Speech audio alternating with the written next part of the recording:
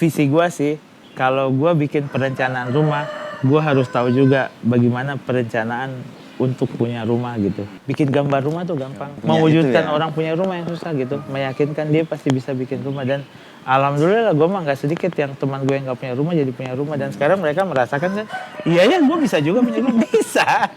Oh berarti lu kawin gue gara-gara rumah itu. Jangan Dendi Darman Studio, Dendi Dukun Studio.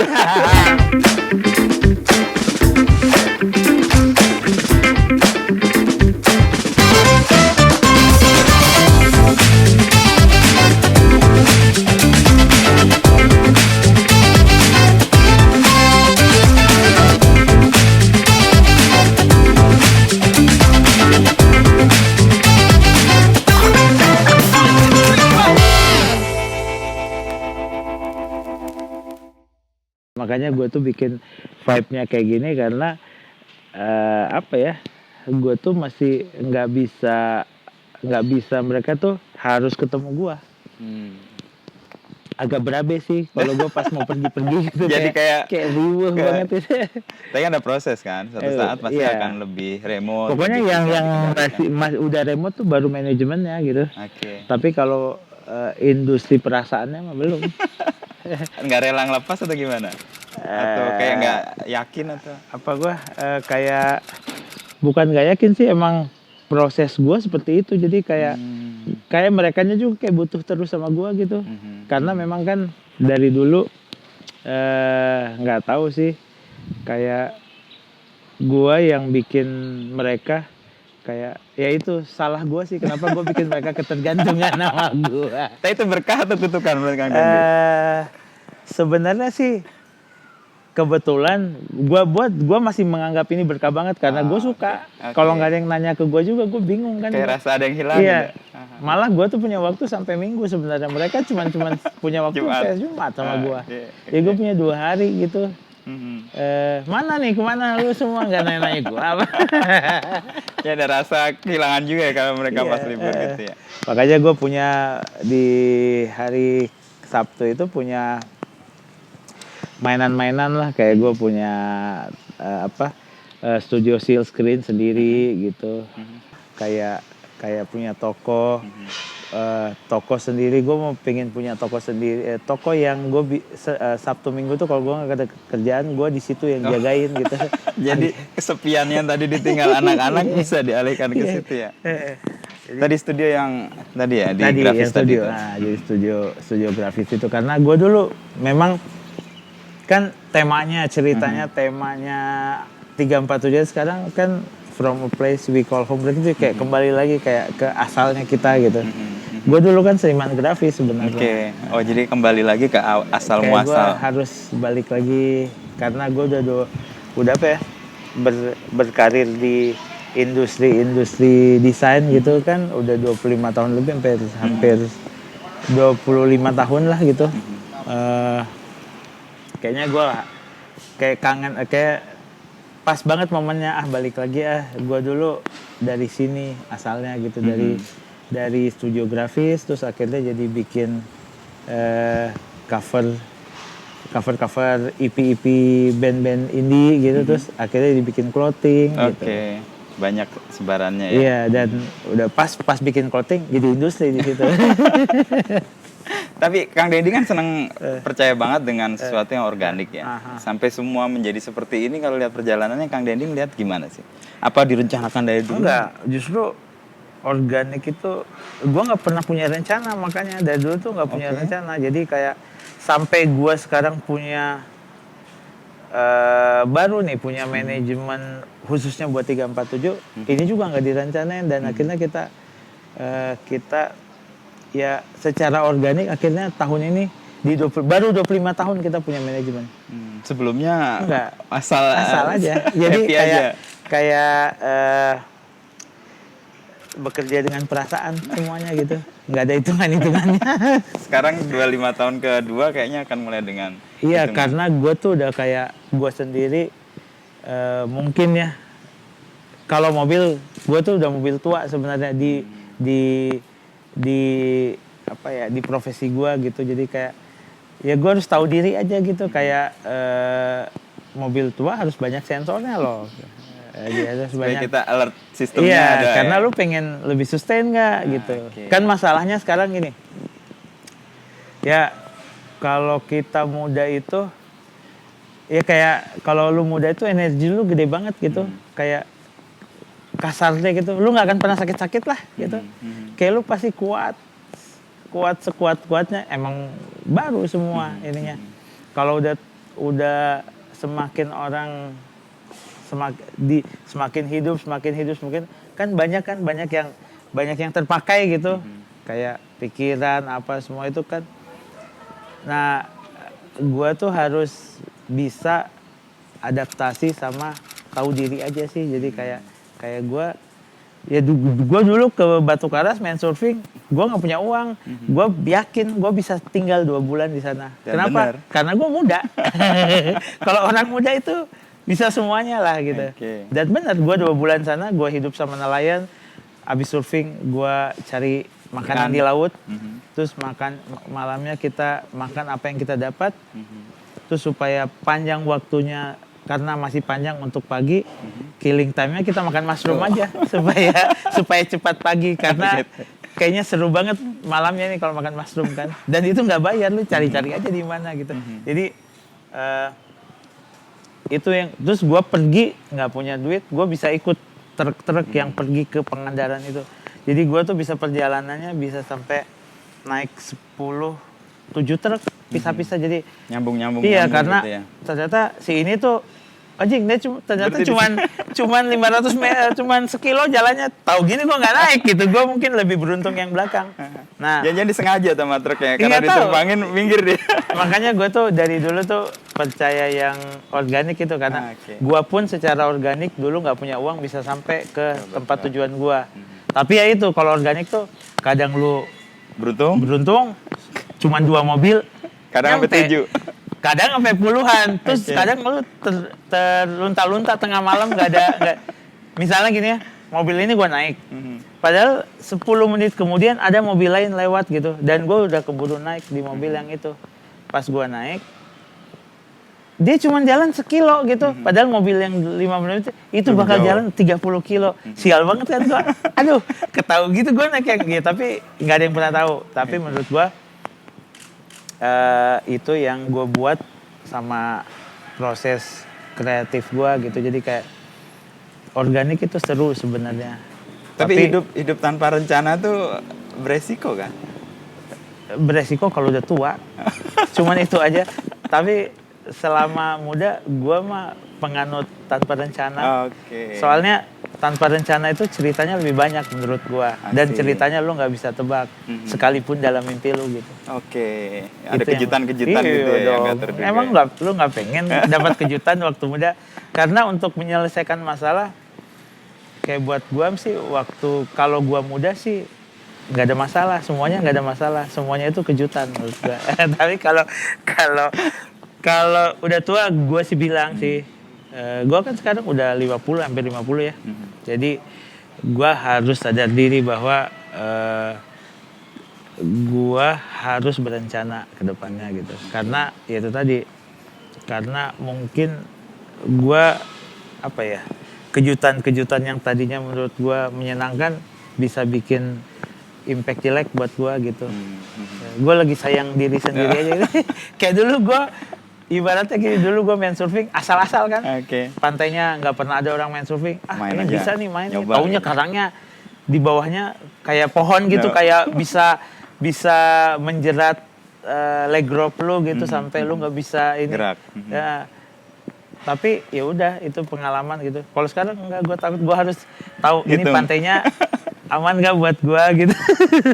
Tapi manajemen tadi sebenarnya bentuk tanggung jawab Kang Dendi juga untuk sustainability itu industrinya karena ya.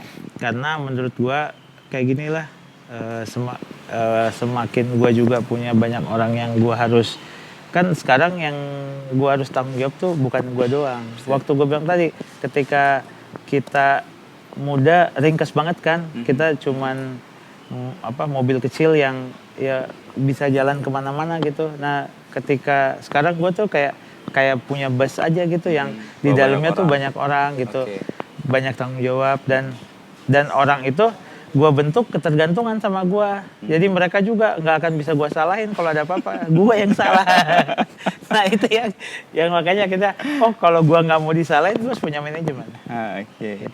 Karena ya kasihan kan, bukan kasihan, lebih ke moral sih, kayak Tanggung jawab ya. Iya, kayak ketidakpastian yang gue bukan berarti harus orang tanggung juga gitu lah. Jadi kayak kalau gue sih udah dari dulu udah terbiasa sama yang tidak pasti. Tapi kan orang lain belum tentu kan.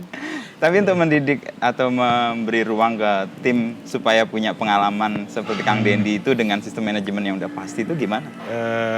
Nggak menjerat mereka? Sebenarnya sih tergantung ya. Kan ada dua, ada yang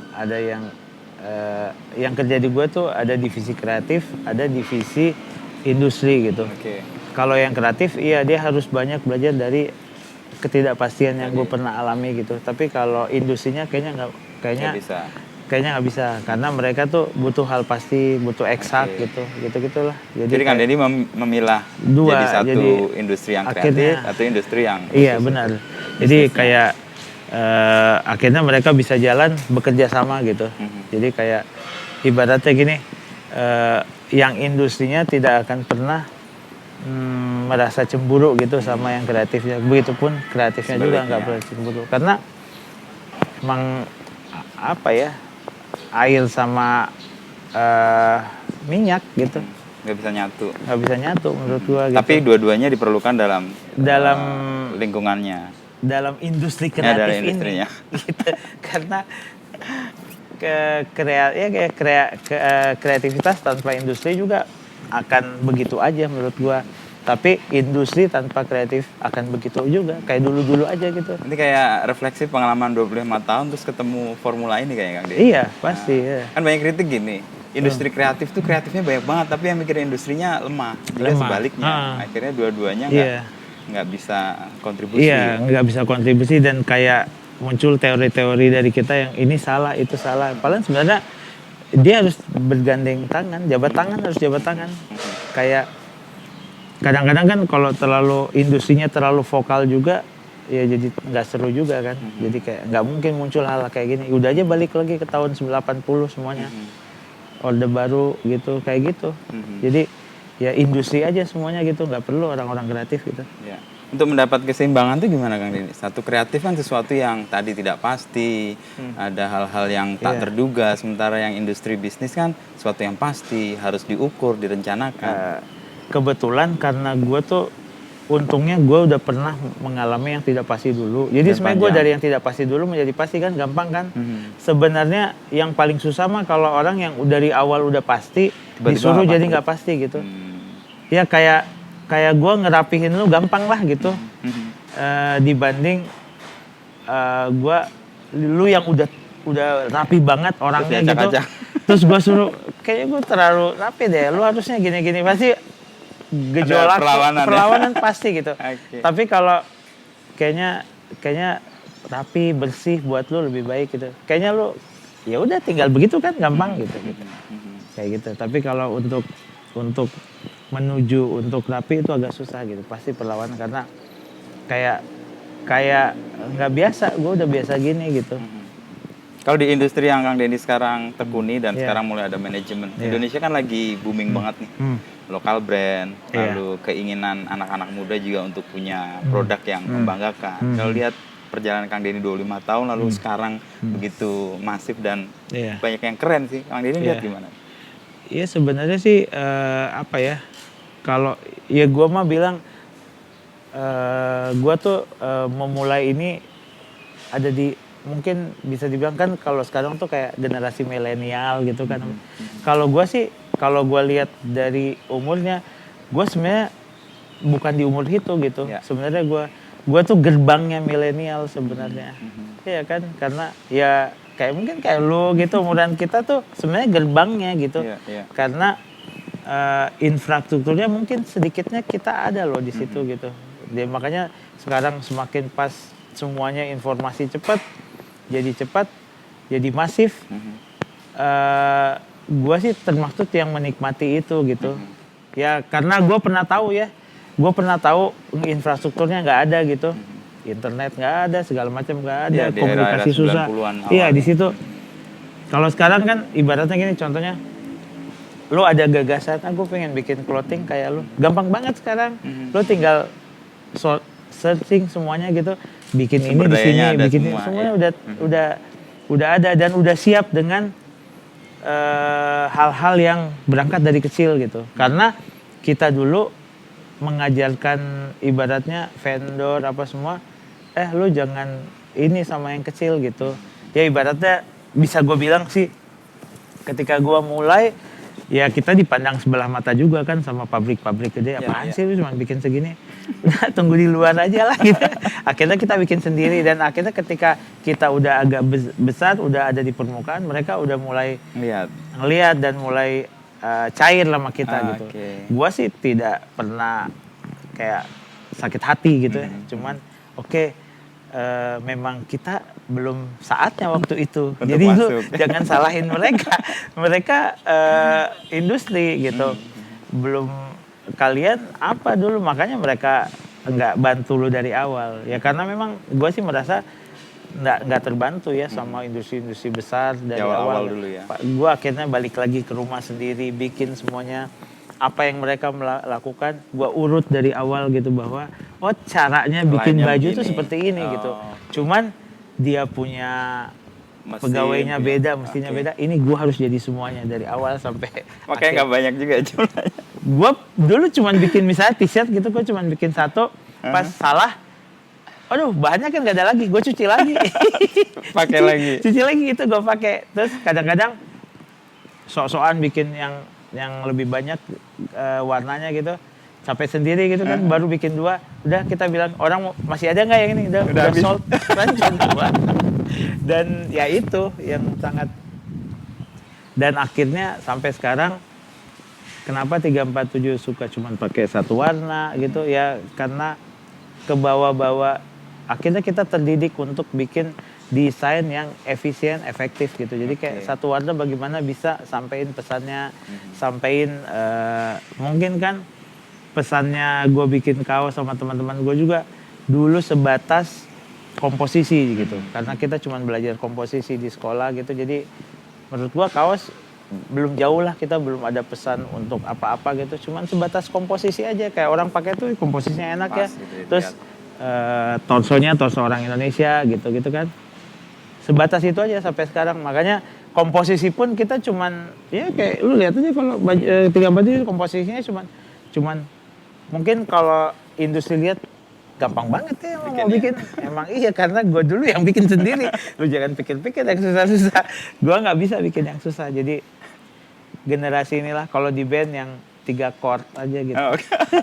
Tapi malah optimal kan? Iya. Tapi di tengah keterbatasan itu kan justru kreativitas di challenge kan? Pasti, dan gue sih suka banget sama kreativitas yang muncul dari keterbatasan gitu. Karena gue memang generasi itu kayak gue pengen bikin ini tapi gue cuman bisa ini, ya udah jalan aja. Kayak gue pengen bikin sesuatu, bikin ini, semuanya tuh keterbatasan gitu. Karena menurut gue gue mungkin bisa dibilang gue pengen jadi dari dulu pengen jadi representnya kebanyakan orang Indonesia gitu. Jadi kayak bangsa kita kan ya harusnya sadar akan keterbatasan yang ada gitu, kayak jauh lah peradabannya gitu kan, kita masih baru gitu. Jadi kayak sebenarnya kalau mau gue pengen jadi represent itu ya gue harus hidup dengan keterbatasan itu dan memanfaatkan dan menjadi kelebihan gitu. Kayak gue dulu sampai bikin, misalnya gue bikin rumah, padahal gue sebenarnya kan desainer seni rupa grafis kan. Karena keterbatasan gue, tapi gue pengen akhirnya gue berteman dulu sama arsitek, sama akhirnya mereka jadi dekat, jadi ada di studio gue gitu. Jadi akhirnya arsitek yang belajar arsitek akhirnya ada di studio gue, dan akhirnya ketika mereka ada ya gue baru bikin lah itu gitu, dengan nego-nego gue ke mereka dengan keterbatasan, kayak ayo kita bikin ini yuk gini. Gue cuma punya gagasan tapi Mari kita ilmunya turunkan ada di bareng-bareng. kalian gitu. Oh, oke. Jadi akhirnya gue bentuk lah ini. Sebenarnya kan keterbatasan kan kayak Di Darman Studio. iya, yang mungkin dibikinnya juga ya kayak semua organikanya tiba-tiba ada satu ruangan tiba-tiba ini kok bukannya lo ini bikin baju kenapa jadi banyak arsitek sama ini yang kerja ini iya nggak tahu tiba-tiba jadi terbentuk aja dan kita dengan keterbatasan kita bikin karya-karya yang pas buat kita jadi kayak gini dulu tuh kan sebenarnya karena kayak gue tuh bikin kayak karya-karya arsitek itu karena suka sama hal-hal yang berangkat dari kebutuhan gue sebenarnya kayak gue pengen orang-orang kayak gue dulu tuh bisa punya rumah bisa punya bagaimana sih bikin punya rumah gitu nabung punya rumah akhirnya ya gue berangkat dari bikin rumah-rumah kecil modul-modul yang kecil dan akhirnya dia apa ya contohnya teman-teman gue yang tadinya nggak kepikir punya rumah jadi bisa punya rumah dari karya-karya awal kita gitu seperti itulah. Ya artinya Kang Dendi merespon sebenarnya apa yang ada, apa yang datang gitu, lalu kemudian diikutin aja. Iya gitu. Jadi kayak terus apa ya? Ya tidak berencana sih sebenarnya. Gue cuman baru berencana tuh di usia 50-an ini menjelang ini. Dan nggak di semua ya. Nggak semua, kalau ya. di studio arsitek yang saya nggak berencana, tetap nggak berencana. Tapi yang baru punya rencana itu di 347 gitu. Karena kalau di rangkaian di gerbongnya yang saya buat dari awal gitu, dia itu adalah kakak tertua. Ya interior studio desain studio arsitek itu adiknya gitu. Jadi itu kakak tertua yang harus sudah berencana menurut gue. Karena menurut gue dia udah berumur, harusnya punya rencana sendiri. Nggak eksploratif lagi gitu ya. Iya. Jadi cukup di kreatifnya aja yang masih ugal-ugal kan masih kayak dulu gitu. Tapi kalau di industrinya kayaknya nggak boleh karena udah banyak orang yang kerja gitu. Iya. Ada 100-an ya kira-kira. Iya mungkin segitu. Kalau Kang Dendi kan ada 2 nih sekarang. Uncle 347 sama interior design untuk ya Dendi Darman Studio. Ini kayak merge dari pokok studi awal waktu kuliah ya? Iya juga sih. Iya sebenarnya ini nggak rencana, tapi pas gue lihat-lihat lagi, oh ini ada urutannya, ada benang merahnya. Gue dulu kan punya sekolah 2 kan, di ITB, seni rupa, terus di Tenas, interior. Itu juga gara-gara gue tuh mau dapat untung dari orang tua gue waktu itu karena kan di Tenas tuh mahal banget kan waktu itu mahal duit kuliahnya terus gue pindah ke ITB nggak bilang-bilang lumayan pertama sebenarnya di Tenas gue sebenarnya di Tenas terus gue pindah karena gue mau punya dapat untung dari uang kuliah supaya bisa gue main surfing waktu itu karena pikiran gue harus harus punya papan gitu tapi gue nggak ada budget dari orang tua hal-hal kayak gitu kayak ngapain lu gitu kan gue suruh lu sekolah gitu ya udah oke. Tapi gue atur gitu bagaimana caranya sekolah gue bisa bisa siasat loh ya siasat jadi akhirnya gue pindah sekolah lah tapi ternyata pas pindah sekolah kayak sebenarnya gue tuh di interior juga suka gitu gue suka tapi akhirnya gue terpaksa meninggalkan cuman gara-gara uang kan waktu itu sempat coba-coba 2 karena ITB kan nggak bayar waktu itu gratis kan jadi tapi ternyata gue lebih memilih sebenarnya gue plus itu waktu itu harusnya bisa 2 cuman gue memilih untungnya kurang tadi buat surfing yang tadi malah gue waktunya habis banget kan harus dua sekolah yang gue jalanin gitu akhirnya gue pikir udahlah gue ini aja pilih salah satu aja supaya apa yang gue cita-citakan dapat. Tapi Tenasnya kelar tapi kan? Enggak. Selesai. Nah, gue kelarnya di sini makanya gue tuh pas bikin studio Dendi Darman Studio menurut gue penyelesaian kuliah di Tenan. Karena ini tuh udah hampir 10 tahun udah hampir 7 tahun lah mungkin 7 tahun.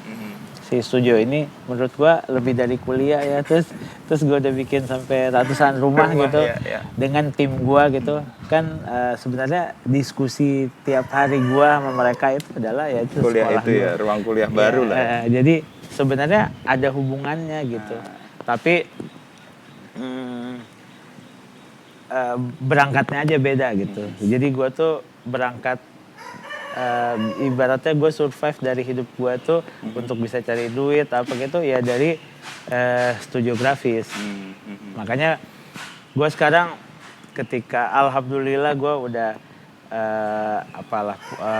bisa punya ini ya apa namanya kayak bisa punya energi untuk gue mau bikin studio lagi untuk hal-hal yang dulu gue suka gitu. Makanya gue bikin sekarang studio grafis lagi gitu. Masih sendiri tapi gue pengennya sih bisa diakses nanti sama teman-teman yang suka gitu. Makanya di samping studionya ini gue bikin kamarnya. Tuh ada kamarnya. Jadi di kamarnya itu nanti karena banyak teman-teman gue misalnya dari manapun gitu yang pengen jadi, gue sih kebayangnya nanti studio ini berguna gitu bisa. Kan gue cuma pakai hari Sabtu. Oh iya, yang Senin sampai Jumat bisa orang lain. Kan hari Minggu tuh gue sama keluarga udah pasti gitu. Hari Sabtu studio ini gue cuma pakai. Berarti hari-hari selainnya mau basil kan. Gue pengen buka sih buat siapa yang mau belajar di Bandung khususnya dari manapun dia bisa tanya ke gue gitu. Kalau gue bisa pakai nggak studio lo? Bisa. Sama kamarnya lu pakai aja. Asal lu bayar AC-nya. Seru ya. Iya gitu jadi. Ya mudah-mudahan karena gue biasanya juga kan studio kita tuh ada apa ya dari luar negeri biasanya apa ya namanya tuh kalau dia itu kayak 3 bulan di kita gitu biasanya residensi. Ya residensi jadi biasanya kita ada residensi di tahun sebelum pandemi sih. Residensi biasanya dari Melbourne, dari Singapura, kalau dari Kuala Lumpur gitu, dari KL jadi mereka yang banyak residensi untuk studio arsitek gitu. Nah nanti ya rencananya sih residensinya itu bertambah lagi lah. Dia bisa residensi di grafis gitu. Karena kayaknya ya itu tadi karena gue itu suka banget sama proses, jadi hal-hal ini menurut gue bagian dari proses gue. Gue ketemu orang, gue tuh suka ketemu orang, suka ngobrol sama orang gitu. Makanya sampai sekarang pun gue belajar dari teman-teman gue gitu. Jadi kayak ya dari gue ngobrol-ngobrol itu gue belajar gitu. Jadi kadang-kadang gue belajar ilmu dari orang yang residen sama gue gitu. Misalnya dia kan kalau apalagi kalau dari luar negeri kan budaya mereka beda kan, budaya etos kerjanya segala macam ya caranya mereka menyelesaikan masalah beda-beda kan. Jadi gue belajar dari mereka sudut pandang lain lah. Dan makanya apa ya kenapa gue proses itu gue suka karena masuknya orang ke gue juga menurut gue itu proses gitu. Gue nggak pernah sampai sekarang tuh nggak, tapi 347 udah mulai ya, udah perekrutan itu secara perekrutan pegawai itu normal itu baru di 347 gitu. Kalau di studio yang saya enggak, cuman bisa aja gue ketemu dia ayo ikut lagi parkirin mobil gua gitu, atau gue ketemu di mana lagi beli kertas gitu, ngobrol-ngobrol cuman 3 kalimat, anjing nih orang dapat kena nih, udah lu main yuk sama gua gitu, bikin yuk sama gua gitu. Itu jadi, feeling banget ya Mas. Iya, dan punya kayak ya gue bilang tadi biasanya cuman butuh 3 kali gue bertanya gitu, gue tahu nih orang kena nih sama gue nih, bisa lama nih sama gue, bisa membuat sesuatu nih sama dia gitu. Itu feeling itu terasa atau terasa. Gue mah dari dulu kan percaya banget sama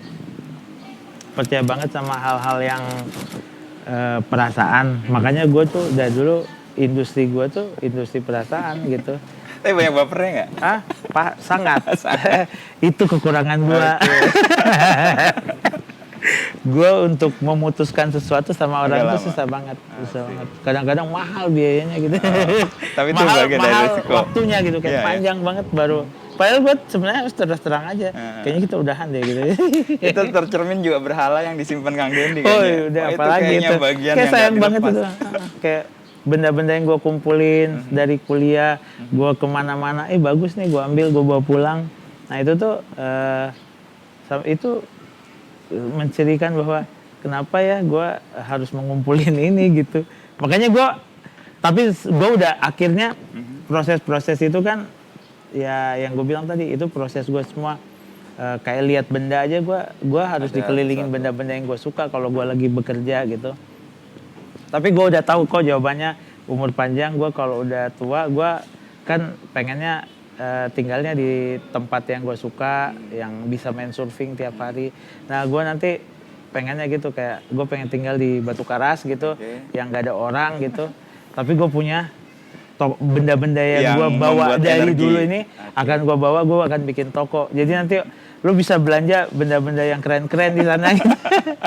Kata itu benda-benda lama maupun baru gue akan import yang gue suka apa. Jadi misalnya apa ya? Mungkin gue akan jual mobil Tesla gitu nanti di Batu Karas tapi di labnya. Yang mau beli harus ke sana. Itu hal baru ya. Kesusahan melepaskan pengalaman atau objek yang jadi kenangan itu buat Kang Dendi sebenarnya memberi energi kan? Itu sangat. Ngerawatnya gimana? Jadi karena menurut gue tuh kalau misalnya lu ke rumah gue aja, misalnya gue tiba-tiba gue tuh kayak kalau gue pengen kembali ke cerita-cerita dulu, gue tinggal ke ruangan itu gitu. Dan biasanya apa ya, adrenalin gue tuh jadi naik. Ada gitu. Jadi kayak gue dengan ada di ruangan itu aja gue langsung bikin ini. Nggak tahu kayak ngobrol aja tuh benda-benda, padahal benda mati ya. Mau kiamat kan benda mati pada ngobrol sama gue. Kadang-kadang ini kenapa benda mati kayak ngobrol sama gue gitu. Tapi menurut gue ya itu buat gue sih harus banget gitu, kayak ibaratnya gini. Gue lebih suka melihat buku dibanding menonton film gitu. Kan gue mau orang gitu, gue suka yang mati, benda yang tidak bergerak, gitu ya, tidak bergerak. Makanya gue suka, gue terinspirasi juga banyak dari film apa yang gue nonton. Tapi apa yang gue baca lebih kena ya, nempel gitu daripada yang dilihat dan bergerak. Iya, kalau yang dilihat tuh kadang-kadang tidak menjadi trigger tapi menjadi pelengkap gitu. Makanya gue juga kalau jalan-jalan, kalau ketemu orang, biasanya mereka tuh jadi pelengkap aja gitu. Tapi triggernya dari yang hal-hal yang benda-benda gitu ya, benda mati. Udah gitu, nanti gue diserangnya pagi-pagi tuh. Gue tuh dari dulu, gue pasti terbangun di jam 6, jam setengah 6 gitu. Gak tau, dan gue terbangun pasti sama satu ide. Dari dulu itu gue. Oh iya? Kalau ketemu ide itu gimana Kang Dendi? Mampus aja gue bisa tidur lagi. Dan gue mah selalu berdoa jangan ada jam 4 dong. Karena terlalu lama. Karena terlalu lama gitu. Apa namanya? Ya gue pengennya, karena ketika tiap hari gue selalu itu. Jadi terbangun karena ada satu ide yang agak. Pagi tadi idenya apa Kang Dendi? Bangun tadi pagi idenya apa?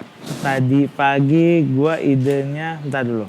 Tadi pagi gue itu cuma hal kecil, kayak gue tuh lagi bikin kafenya istri gue cuma terbangun gara-gara kebayang kantornya itunya buat kasirnya. Gue bilang kan pagi-pagi gue kesana, gue telepon tukang kayunya, lu kesini. Kita harus ngomong. Kenapa? Gitu ya? Karena jam 9 nanti gue punya tamu datang yang kantor. Takut ke skip, nanti gue ngegayar. Malah itu kepikiran. Hal-hal kayak gitu lah. Cuman kebayang bagus juga kalau begini ya. Oke. Nah, tapi bukan bisa jadi hal besar, bisa jadi hal kecil. Pokoknya adalah, tapi kan nyangkut banget kan. Iya. Bangun. Waduh. Tadi pagi sih sempurna sih menurut gue, karena pas jam setengah 6 telat tidur, harusnya sholat dulu kan. Tapi pas banget lah gue maka, terus gue tahu lu mau datang, jadi kayak gue punya waktu tuh dari jam 7 sampai jam 8 gitu. Tapi kasihan ini Tukangnya. tukang kayu Karena gitu. keburu-buru. Kenapa harus kesini? Soalnya kayak nggak beres aja gitu. Nah, kayak menurut gua ya itu. Tapi menurut gua sih berkah sih buat gua. Cuman Kadang-kadang menyiksa juga ya. menyiksa juga. Gue suka takut sih kalau gue lagi liburan. Tapi untungnya lagi gue nggak tahu kenapa. Makanya gue percaya banget sama semua alam gitu kan. Gue tuh suka alam, suka apa sesuatu yang tidak direncanakan. Karena menurut gue, untungnya kalau gue pas lagi liburan nggak keluar. Aneh ya. Dia tahu aja gitu kayak Alam mencegah idenya masuk. iya kayak kalau Ini itu lagi gue bisa berlibur tidur, orang. gue bisa tidur loh sampai puas jam ya. sampai jam 8, jam 9 baru gue bangun gitu. Kalau pas Atau jam kerja atau pas hari kerja nggak bisa. keluar Atau gue tuh. misalnya gue kan suka banget tuh kayak pergi surfing gitu ke tempat-tempat yang gue suka. Itu juga nggak ada. Kalau itu tapi biasanya gara-gara gue kecapean kali ya. Jadi gue juga tidur cepat. Wah bodoh-bodoh mikirin itu. Terus gue memang tidak membuka. Kalau lagi pergi liburan gue sama sekali nggak buka kerjaan. Makanya gue bisa hilang tuh. Orang biasanya bete sama gue. Kemana Susah sih ini banget orang? sih cari. Gue lagi liburan woy. Iya. Gue sama sekali nggak buka handphone loh biasanya kalau liburan. Udah aja masuk dalam Dan gua enjoy aja lah ya. tuh. Udah dalam gua aja. Kayak gua pokoknya pretend untuk nggak ada Berlibur. sinyal. Oke. Jangan pernah pegang-pegang handphone. Lagi nggak ada sinyal. Padahal Memang masa lagi sih males. di mana-mana nggak ada sinyal gitu. Tapi gua udahlah. Karena gua takut itu nanti. Bukan takut sih tapi Tiba-tiba mungkin muncul ya. tiba-tiba dia muncul pagi-pagi. Anjir. Soalnya kalau nggak diturutin ganggu terus kan. Ngeganggu. Heeh. Terus kalau lagi lu di mana gitu yang jauh gitu di New York, di Tokyo gitu. Gue mau gimana mau ngomong sama ini. Tukang sama tadi. tukang terus jamnya berbeda Ah, lagi. iya betul. Pas pagi dia tengah malam gitu. Dalam konteks apa ya namanya mindful, orang tuh apa menikmati hidup atau carpe diem gitu. Dia seize the day gitu. Iya. Kang Dendi kayaknya gitu deh. Jadi Iya. apa yang sedang dijalani ya gue full di situ. Iya. Kalau libur ya libur. Iya benar. Kalau surfing ya surfing. Iya. Kalau Lupakan pacaran yang pacaran. Kalau energi utuh di situ. iya, gue begitu banget. Apa namanya? Tapi kalau bekerja, gue bisa banyak gitu. Jadi sehari itu bisa lo kocak lah kadang-kadang. Gue waktu dulu kantor studio gue bersatu gitu, gue tuh bisa pindah kursi, cuman memutar kursi, bahasan gue udah beda Oh, gitu. divisi yang lain. Tapi cuman kalau kerja. posisinya Cuman geser kursi doang. Oke. Gue udah ngomongin Oh, yang lain. Yang lain. Ah. Pas kesini, Lain gue lagi. udah ngomongin yang lain gitu. Tapi jauhnya benar-benar jauh gitu.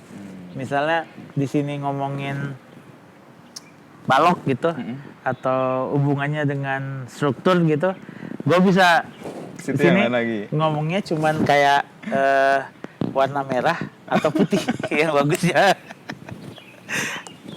Atau malah ya yang lebih jauh lagi ngomongin kancing gitu.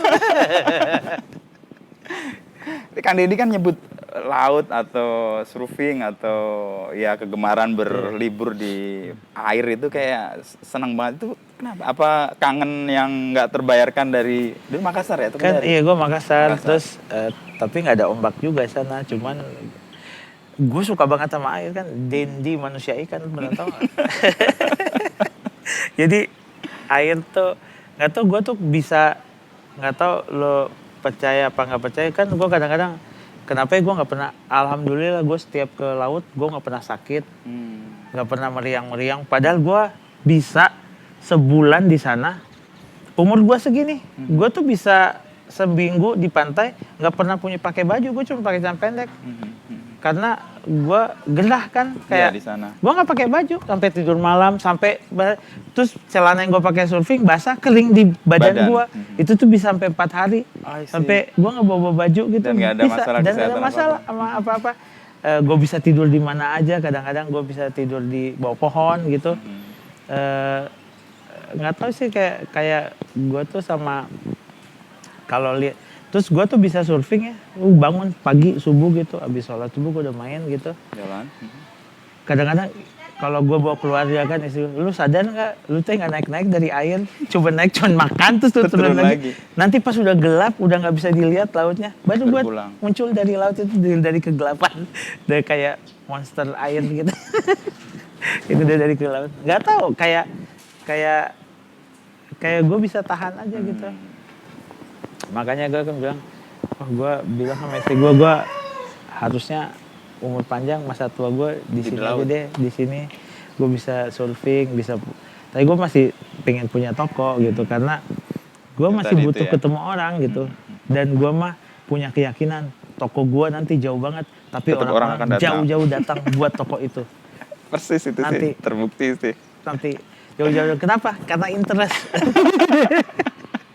Mudah-mudahan, karena gue lihat ya, orang kalau interest, gue pun kalau interest sama sesuatu pasti gue kejar. Dan menurut gue, yang gue interest, kayaknya banyak juga yang orang interest sama dengan gue. Dan rata-rata itu pasti yang gue interest. Misalnya gue suka sesuatu, lu suka sesuatu sama dengan gue. Rata-rata sesuatu itu tuh orang-orang yang interest akan ketemu dan jadi apa ya namanya? Jadi kalau fanatik tuh apa ya bahasanya ya? Jadi kayak ya pokoknya jadi kayak harus gitu. Jadi kuat gitu. Hardliner lah ya, orang yang membela mati-matian lah untuk itu. Pergi ke sana untuk itu. Karena gue juga gitu. Gue tuh bisa bertengkar sama istri gue, kalau gue pergi ke mana lah, ke misalnya ke suatu tempat gitu. Ya, lo interest banget gitu. Gue interest banget, gue harus ke sana. Pas ke sana, ini yang lu suka, ini doang. Iya, tapi gue masih suka, gue bilang gitu. Susah jelasinnya juga kadang-kadang ya. Gitu. Gue harus ke sana gitu. Ya kadang-kadang kan jadi ribet kan, kayak misalnya gue pergi ke mana gitu, misalnya kayak ke suatu negara gitu, gue tuh harus ke sini. Pas lihat ini jauh loh, ini bisa sejam, tapi gue harus ke sana gitu. Pas ke sana gini doang, terus kecil gitu tempatnya, ini terus ya udahlah. Gitu. Tapi ternyata terpuaskan pasti ada gue sesuatu yang dicari, ditemukan. Dan akhirnya gue bisa jadi gue tidak menemukan sesuatu, tapi gue menemukan sesuatu yang intangible gitu, kayak gue nggak beli sesuatu dari tempat itu, tapi gue bawa sesuatu di hati gue untuk gue bawa pulang. Kayak aduh, akhirnya gue bisa ketemu dia dan bisa lihat langsung karya-karyanya gitu. Itu biasanya lebih bernilai ya dibanding benda atau apa. Iya, karena iya, masuk kayak di gitu diri kita ya. Kadang-kadang gue cuman ya gitu, kayak cuman melihat kue pengantin yang keren ya kuenya gitu, tapi gue nggak bisa makan. Karena banyak hal, mungkin gue nggak sanggup beli, nggak sanggup apa, tapi paling tidak gue pernah ke sana gitu. Nah dari sana pasti gue bawa sesuatu gitu ya. Kalau itu ternyata rezeki gue, possible untuk gue bawa pulang ya. Tapi kalau nggak, gue juga nggak pernah kecewa, nggak pernah maksain. Tapi yang penting gue pernah ke sana, pernah lihat dari dekat, pernah cium baunya, pernah ini udah ya kayak gitu-gitulah. Kalau dalam perjalanan Kang Dendi kan awal-awal tuh nggak banyak direncanakan ya, lalu proses aja pokoknya, ketemu orang, dapat energi. Pernah nggak suatu saat kemudian buntu gitu? Jadi apa yang diserahkan kepada ketidakpastian itu ternyata bikin kacau balau tuh? Sebenarnya sih apa ya, kacau balunya juga dibuat sama gua sih. Jadi kayak gua nggak pernah kacau balonya cuma nyusahin gue, tapi sebenarnya gitu tadi.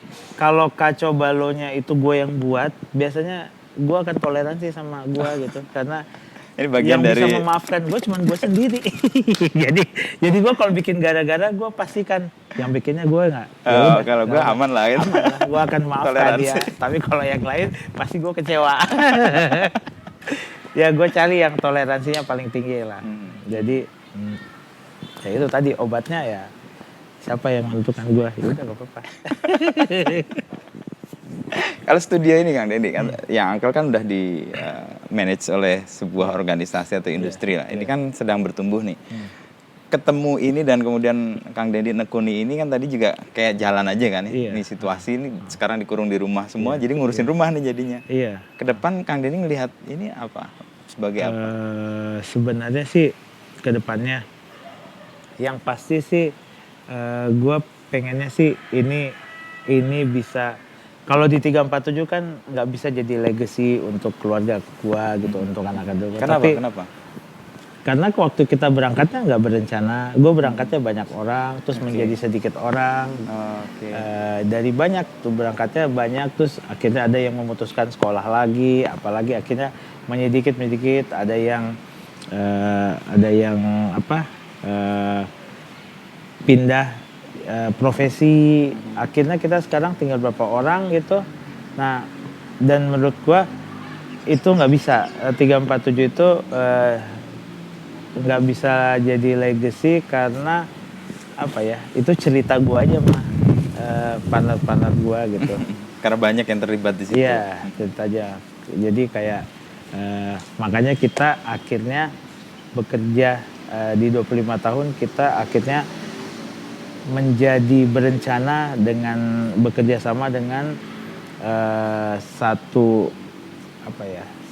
institusi gitu.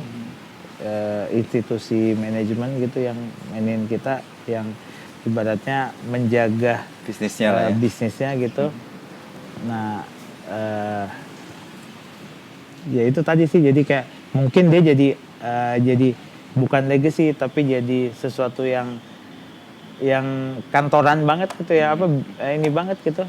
Yang tadi jadi kayak terukur gitu. Jadi perusahaan lah itu. Perusahaan. Ya.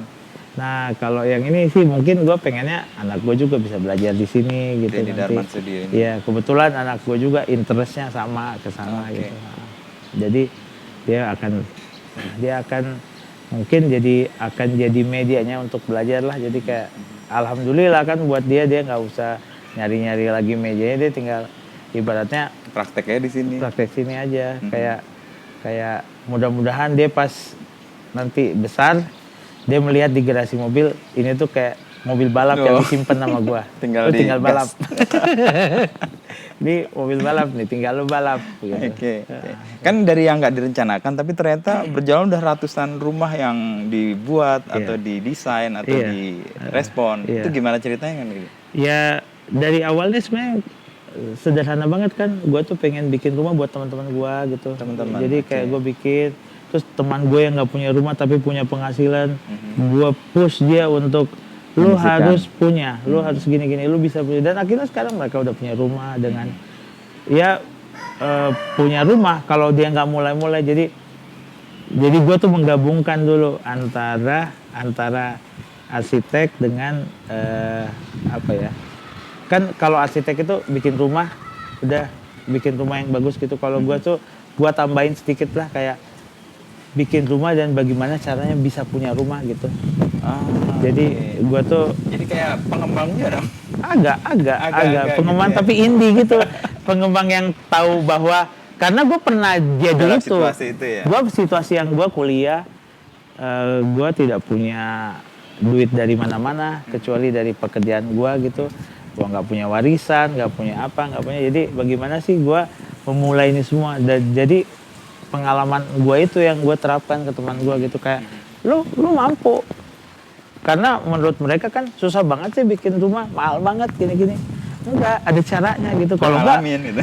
Gue nggak punya rumah dari rumah gue pertama cuman dari sebuah motor kuliah gue gitu, yang gue jual ke orang dago atas gitu. Tapi ya gue harus tahu diri, motor itu, jadi ceritanya gue punya motor dulu baru dibeli, gue beli dari kerjaan gue kan. Motor apa tuh dulu? Motor apa ya?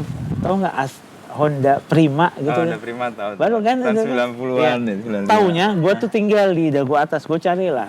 Bandung kan luas, di Dago Atas tuh masih sepi banget, pasti mungkin kayak hutan-hutan lah. Gue kontrak rumah di situ gitu. Gue tinggal di situ, kos lah situ.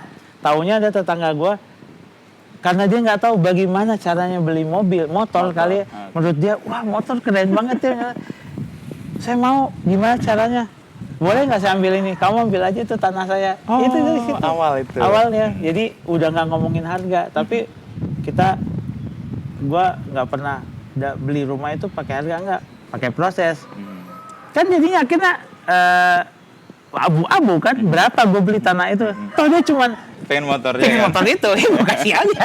Akhirnya gitu, terus gue nabung dari bisa bikin ini, bisa bikin rumah gue dulu berangkatnya dari ukuran 4x4. 4x4. Iya, rumah gue cuman 4x4. 16 ya. Akhirnya gue jadi bikin berangkat dari situ bagaimana gue bisa hidup di rumah ukuran Seluas gitu. itu ya. Iya. Tapi rumah, karena ada tanahnya landed Oh, gitu. oke. Ya gue sih bilang itu rumah karena lain bukan kemah. Iya, iya. Dan akhirnya gue berkembang, akhirnya jadi membesar, rumah tumbuh gitu. Nah dari yang gue itu, oh ternyata gue bisa punya rumah ya.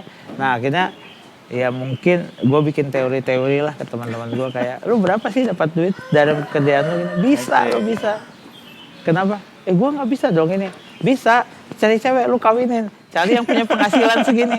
Sampai detail loh gue ajarin. Kayak konsultasi Iya, membangun rumah gitu ya. Kayak misalnya, gue penghasilan segini.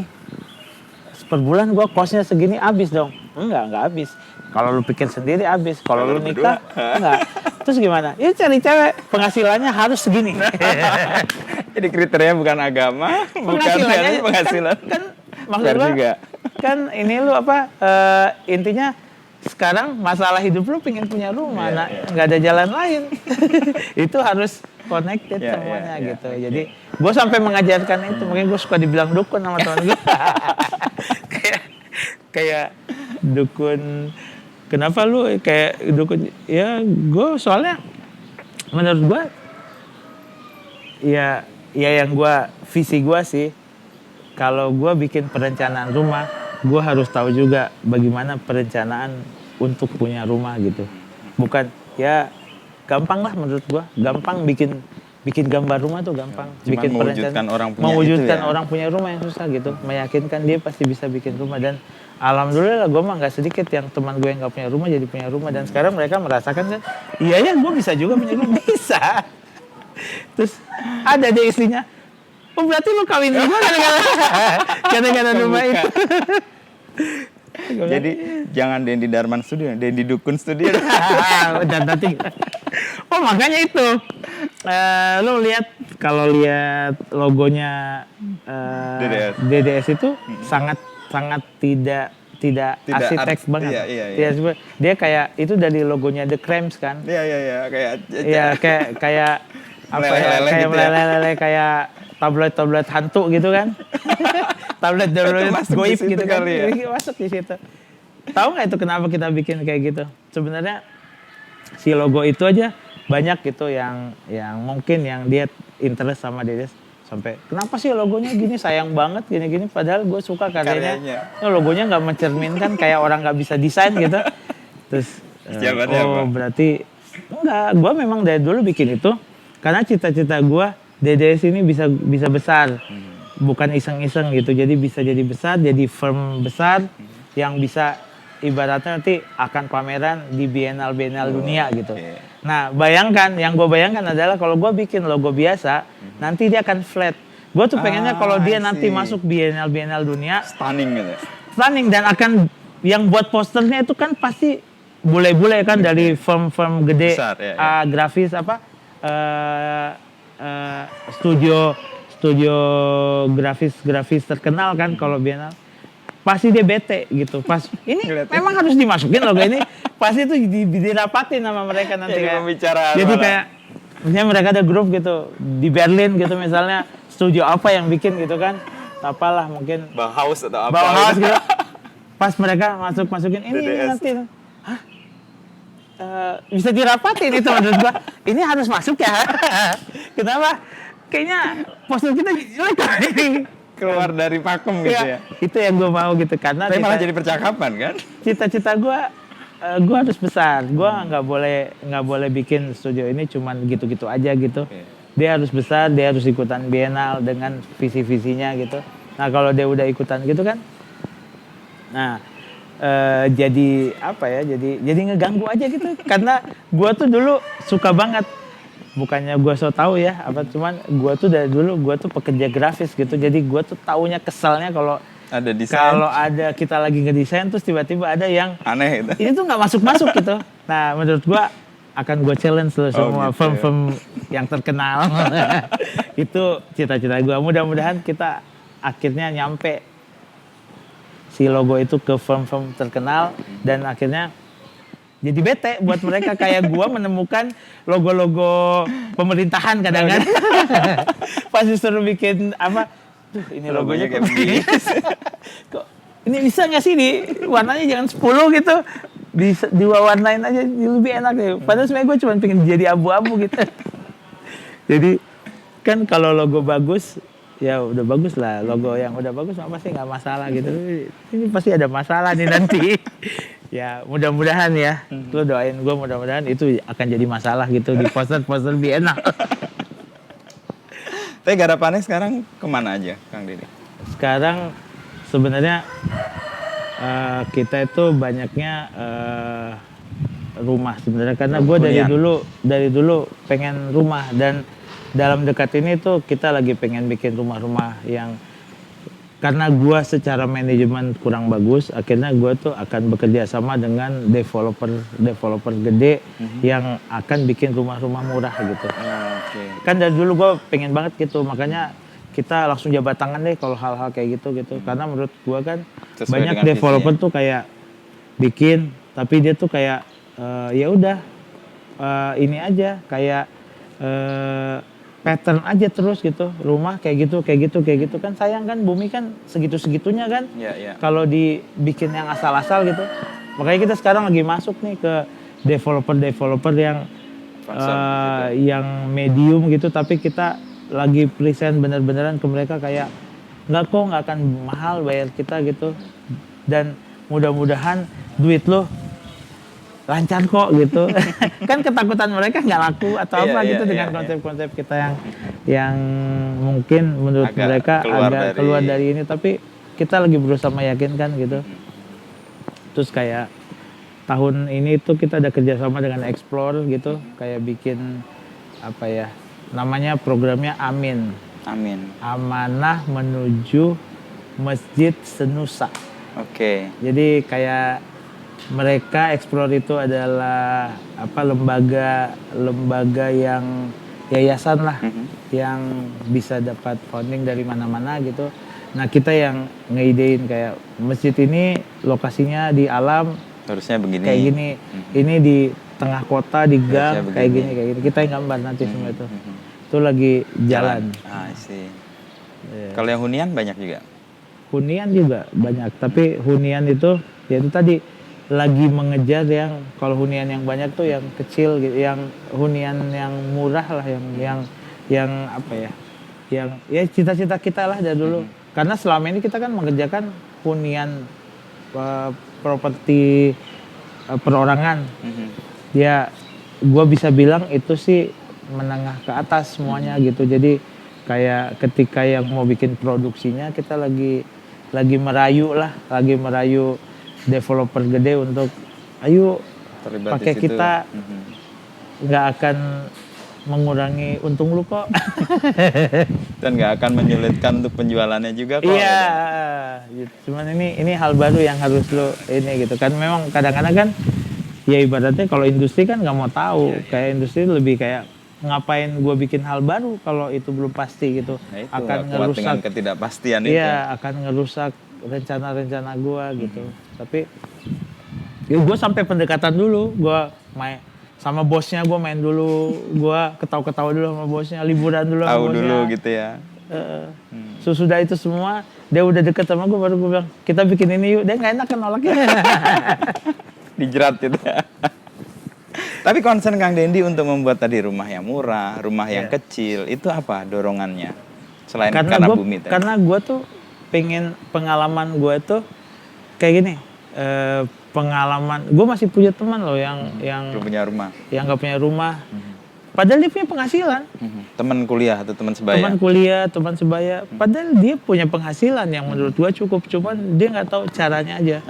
Kayak menganggap ini hal besar yang susah gitu. Kan macam-macam kan, kayak lo pengen punya rumah, lo mulai beradaptasi dengan bagaimana gue punya rumah tuh harus bagaimana sih, apa ya, toleransi juga perlu kan.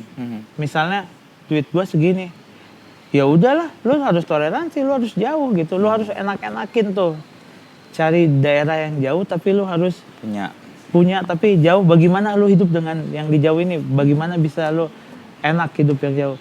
Ya nggak bisa kan kalau lu nggak mau toleransi gitu, kayak budget segini tapi lu pengennya Maunya semua dapat gitu. semua dapat, nggak bisa. Atau malah iya nanti jauh dong teman-teman, iya gimana gitu. Itu namanya, itu salah satu proses Toleransi, gitu ya. kan. Ada ya, kalau kita punya budget yang lebih mah nggak usah ditanya lah, lu mau kemana-mana juga. Tinggal pilih. Seperti ibaratnya lu SMP, name lu tinggi gitu zaman dulu gitu, Mau ambil ya lu A1, mau A2. kemana aja, lu mau Dapat sekolah ya. terbaik di Kota ya, nggak kota salah. di mana yang terbaik, lu pasti dapat. karpet merah gitu. Tapi kan kenyataannya kalau name lu rendah gitu ya, tapi lu pengen tetap Keren gitu. keren total. gitu ya, akal-akalin lah gitu. Nah, concern itu yang Kang Dendi Itu munculkan ya terkait dengan karena rumah murah dan bukan membuka, gue lebih kayak bukan membuat nantinya gitu. Sekarang kita kan lagi membuat rumah, tapi kedepannya bagaimana memiliki rumah gitu. Ya sekarang sih masih masih mulut ke mulut aja, kayak ketemu orang akhirnya gue bisa meyakinkan, lu bisa bikin gini-gini, lu bisa gini-gini. Oh ya gitu ya, tadi kan banyak, cuman kesananya enaknya sih kayak lebih, orang tuh nggak perlu dijelasin, dia baru lihat juga udah jelas, oh gini caranya punya rumah gitu. Itu. Makanya ya itu tadi sih, ya sebenarnya sih concern gua mah karena gua ada latar belakangnya desain, seni gitu, dan menurut gua seni sama desain tuh jabat Deket tangan ya? banget gitu. Terus gua kan gua sebenarnya seniman, tapi gua tuh seniman yang agak berkhianat ke desain kan. Jadi gua tuh kalau desain tuh gua pasti cita-citanya membuat hidup lebih baik gitu ya, kan. solusi lah. Solusi. Kalau seni kan ada, kalau gua ya menganggap seni itu kayak apa ya, kayak seni itu bisa dibilang jadi kayak ininya budaya gitu, kayak kayak lu foto budaya gitu, kayak oh ini tuh kenapa terjadi, jadi kayak apa, cerminan budaya gitu kan. Bisa jadi potret dari budaya gitu. Makanya kalau jadi dia lebih apa ya, bisa dibilang lebih jujur ya. Jadi kayak harusnya seni itu lebih jujur. Nah, outputnya kan bisa jadi hiburan, bisa jadi apa ya, bisa jadi media untuk ekspresi ketidakpuasan, apa segala macam gitu kan. Kalau desain kan lebih kayak bagaimana untuk hidup lebih baik gitu kan. Seperti itu kan. Jadi kayak dua pertengahan, tapi sama Dendi bisa menyatukan dia, berdekatan ya. Ya makanya gue sebenarnya gue cuman belajar dari ilmu seni gitu, yang gue belajar cuman berpikir lateral aja gitu. Oke. Itu Dari doang. seninya itu. Dari seninya. Padahal gue aplikasiin ke sebenarnya kerjaan gue banyak hubungannya dengan desain. Jadi gimana ya, orang seni yang belajar seni tapi berkhianat jadi desainer. Jadi makanya disebut berkhianat. Iya. Tapi nggak apa-apa, gue yang penting masih punya teman seniman banyak. Dan masih ada dalam lingkungannya. Iya. Karena itu tadi gue bilang, seni sama desain tuh ya sebenarnya iya adik kandung lah. Kalau kadang-kadang berantem juga kan, namanya adik kandung kan, sering. iya pasti, karena kalau desain hubungannya dengan hidup gitu, dengan hidup yang lebih baik gitu. Kalau seni dengan bagaimana meng-capture itu hidup gitu. Jadi kayak orang dari karya seni bisa tahu ini tuh ada apa yang terjadi di dunia, di budaya global tuh ada apa gitu, dengan melihat seni. Kayak abstraksi atas kebudayaan gitu iya. ya, menarik ke situ. Jadi potret. Jadi kayak dia meng-capture sejarah apa semua kan. Tapi kalau desain kan enggak kan, desain kan proses orang hidup lebih baik kan itu desain itu. Saya di kalangan seniman sih potongan sih dapat nih Kang Dendi. Ini kantong selalu dibawa, kenapa? Apa sih? Dompet atau apa? Ini? Yang pasti obat-obat gue sini banyak. Obat apa? Karena udah umur. Gue udah tua, gue udah 50 tahun. Jadi gue birokrasi hidup gue bukan sekedar punya KTP. Oke. Gua Oh, jadi dompetnya nggak cukup. nggak cukup. Oke. Gua bukan, jadi birokrasi hidup gua bukan punya KTP, ATM, kartu panjang. Gua ada obat, ada jadwal gua minumnya, ada Oke. macem-macem lah. Terus ada apa? Biasanya jadwal-jadwal gua ada di kantong ini. Oke. Gua punya kertas-kertas gitu kayak kertas rokok. Gue paling suka nyatat jadwal gue di kertas rokok gitu. Nggak di Gua handphone? Enggak suka gue. Oke. Karena gue sebenarnya konvensional orangnya, gue nggak suka. Gue padahal karyawan-karyawan gue udah pakai iPad apa. Digital semua ya. Nggak bisa kayak beda aja gitu. Oke. Kayak beda. Jadi gue butuh ini gitu. Untuk naro. Pokoknya ini adalah birokrasi hidup gua sini. Kalau lu buka, wah ini semua birokrasi gua. Yang paling baru di sini lu mau tahu ada apa di sini? Apa? Yang paling baru yang selalu ikut cuma ini masker soalnya Oh menurut gua iya, ini betul. jadi birokrasi. Kedua, ya. Sebenarnya kan Gua gua juga nggak bawa suka sih. pakai masker, cuman Tapi harus bawa ya, ya. menurut gua birokrasi gua juga nggak. Jadi benda-benda di sini rata-rata gua nggak suka, Tapi harus. tapi gua harus. Karena sesuatu yang Karena support. benda-benda yang gue suka semua ada di rumah gue gitu. Jadi kalau gue mau happy ini pasti nggak ada, gue Oke. taruh di bawah lantai Oke. gitu. Gue menikmati benar-benar. Nah benda yang gue justru itu makanya gue bilang ini satu lagi ya. Menurut gue kenapa gue suka banget sama proses. Nah gue akhirnya yang sering gue bawa adalah hal yang gue nggak suka. Justru hal yang gue suka. Kebalikan kebanyakan Gua, orang ya. yang gue suka, Ditinggal gue di taruh di rumah. rumah karena menurut gue apa ya namanya? Ya kenyataannya gue harus begitu. Kenyataannya gue harus terima. Makanya gue bisa lega karena gue bisa merelakan barang yang gue suka. Udah kamu di rumah aja gitu. Terus yang gue paling sebel-sebel tuh ada di sini tiap hari ikut gue. Tapi kan jadi kayak peringatan juga kan. Iya. Buat diri sendiri kan. Iya pasti Harus karena ada menurut begini, gua. harus begitu. Iya menurut gua. Ya intinya sih alam mah nggak bisa gua lawan gitu. Jadi gua nggak bisa beli, nggak bisa apa. Alam mah nggak bisa gua lawan lah. Ikutin aja. Nggak bisa gua desain, nggak bisa apa. Pokoknya alam mah itu udah terdesain gitu. Kayak kan kalau lu main surfing kadang-kadang ya ekspektasi lu tuh wah gua hari ini harus ke pantai, gue udah pengen banget main surfing, udah berangkat sampai gue udah minum vitamin yang banyak, udah Buat makan, fit, besok kita ini minum, pagi-paginya bangun minum susu apa gitu, pas datang pantai nggak ada Nggak ombaknya. Oke. Itu alam tuh. Alam, padahal gue baca di forecast ada, kan sekarang mah nggak kayak dulu lagi Iya, kan, iya, sekarang dulu bisa lebih kita abu-abu lagi kan, udah Percaya alamnya pergi, lebih gila ada dulu nggak ya. ombak, nggak tahu ada nggak, terus Sekarang ada forecast. nggak bisa telepon anak-anak lokal sana kan dulu nggak ada Oh handphone. iya, iya. Sekarang mah udah ada handphone, bisa Ada nelfon forecast. gitu, ada forecast. Tetap aja secanggih itu, tetap aja ada waktu-waktunya gue udah anjing ombak bagus nih. Terus Ternyata lokal-lokal kesini kesini udah bagus nih gini. Pas ke sana tiba-tiba ada angin, bubar itu ombak semua. Oke. Padahal gue udah minum susu, minum apa, goblok. semua. Pagi gue merasa orang paling kuat gitu. Ayolah turun udah papan segala macam udah siap-siapin gitu. Pas mau turun angin. Ceret. Membuyarkan semua. Membuyarkan semuanya. Oh ini alam gitu, nggak bisa gitu. Itu memberi bekal buat hidup Kang Denny Iya, juga bahwa ya itu tadi. segala Akhirnya ya tadi gue bisa tidak bete gitu membawa barang-barang yang gue nggak suka ini gitu. Handphone apa gue nggak tau suka kan handphone ada di sini tuh. Memberatkan leher gue gitu. Dan gue sengaja taruh di sini ini tas paling gue suka. Karena gue ingat Oke. bahwa dia itu adalah beban hidup gue. Wah, filosofinya dalam tuh. Ya. Makanya nggak taruh di saku. Ya? Enggak lah. Saku ada padahal kan? Saku ada tapi gue nggak Kosong. pernah taruh apa-apa gitu. Cuman ini aja supaya gue tahu karena beban di leher tuh paling kerasa gitu menurut gue. Beban hidup tuh ada Ditaruh di leher. belakang kan. Kalau celana pendek, ini kan selalu pakai celana pendek. Pilihan atau? Oh, ya inilah satu-satu caranya menikmati bahwa gue tuh orang Indonesia hidup di Tropis. negara tropis gitu. Celana pendek kalau hujan resiko lu basah celana tuh Kecil. sedikit. Pasti basah kaki. Basah Iya, kaki iya. bisa dilap. Celana basah segini ya udahlah.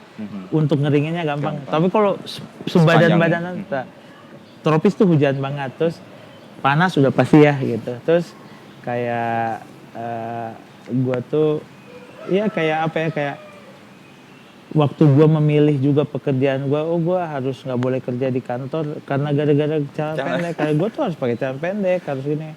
Kadang-kadang adalah undangan-undangan ke pembicara gitu, jadi apa gitu. Gue suka nanya, Boleh nggak pakai celana pendek? gue harus pakai celana pendek ya, nggak apa-apa ya? Oh nggak apa-apa, santai aja gitu. Cuman kalau biasa kayak undangan-undangan yang Resmi. Gitu. kementerian atau apa, biasanya harus pakai celana panjang. Ya gue harus adaptasi. Seperti ya mungkin ya gue disuruh bawa benda ini, jadi nggak apa-apa lah. Jadi, Intinya sih toleransinya masih diterima. tapi gue mah toleransi kalau orangnya, cuman gue selalu pengen nawar dulu gitu. Okay. Kan gak ada salahnya kan. Iya. Tapi gue sih nggak apa-apa.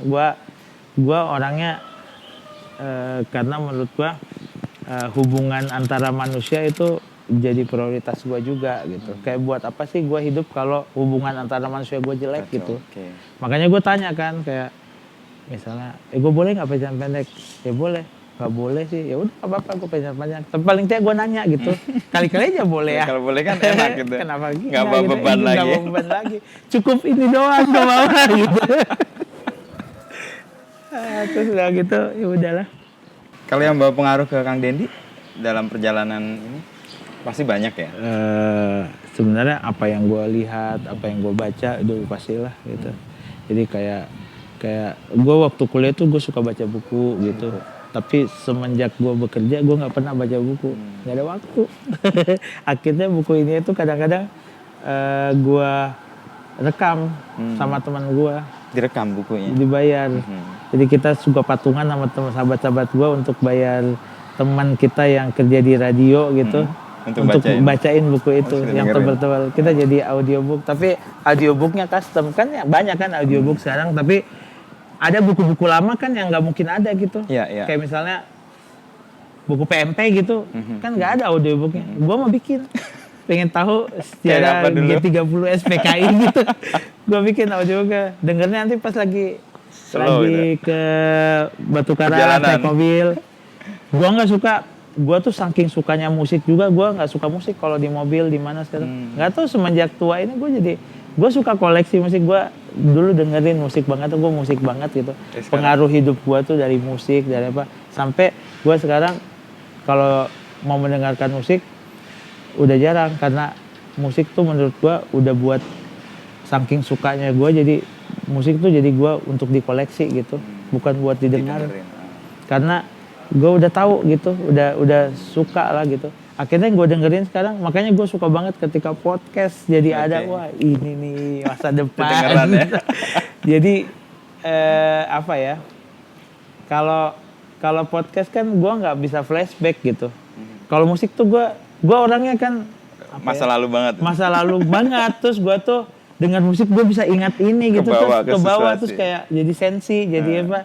Kadang-kadang gue tuh takut loh putar musik gara-gara ingat party gue yang anjing, dulu gue party tiap hari keren banget ya, terus gue ini jadi kayak gue setiap gue putar musik gue kehilangan ribuan momen-momen yang dulu yang menurut gue ya, karena gue nggak mau lah ingat-ingat momen gue yang keren. Gue mengklaim masa muda gue enak banget, keren, karena di situ gue melewati masa muda gue bareng sama masa produktif gue gitu. Bebas, uang adalah ya. Gitu. Uang adalah ya, ada gitu. Karya gitu. Ada karya, party terus gitu.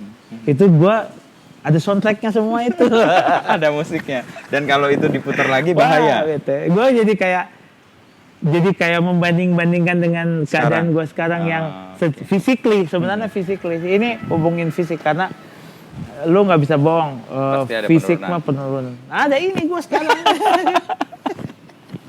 Kantong aja berisi beban yang mengingatkan ya.